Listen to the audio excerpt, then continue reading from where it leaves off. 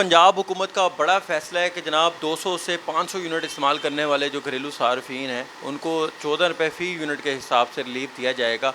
जो घरेलू सार्फिन हैं वो तो काफ़ी ज़्यादा खुश हैं, लेकिन जो पावर लूम इंडस्ट्री है मुल्तान की, तो पाकिस्तान के लिए अगर एक्सपोर्ट लानी है तो जनाब पावर लूम इंडस्ट्री को भी रिलीफ देना होगा, ऐसा कहना है। भी इंडस्ट्री मालकान है। हमारे साथ पावर लूम एसोसिएशन के चेयरमैन जनाब खालिद कंदील साहब मौजूद हैं, उनसे मज़ीद जानेंगे। देखिए, ये पंजाब हुकूमत का बहुत ही अच्छा इकदाम है और इस पे जो अमल दरामद अगर हो जाए, घर वाले हैं, घरों में जो बिजली के बिल आ रहे हैं उससे काफ़ी लोग परेशान हैं, तो उनकी परेशानी में जो काफ़ी रिलीफ मिलेगा, परेशानी में कमी होगी। इसी तरह हमारा मुतालबा है वफाकी हुकूमत के साथ। वफाकी हुकूमत को चाहिए कि वो इसी तरह हमारे जो इंडस्ट्रियल यूनिट्स हैं ना, हमारे जो स्मॉल यूनिट्स हैं, उनके लिए बिजली के रेट ज़्यादा से ज़्यादा 14 से 15 रुपये पर यूनिट मुकर्रर करें, ताकि हमारी जो इंडस्ट्री है ये आपके जो एक्सपोर्ट है उसमें आपके साथ शेयर कर सके।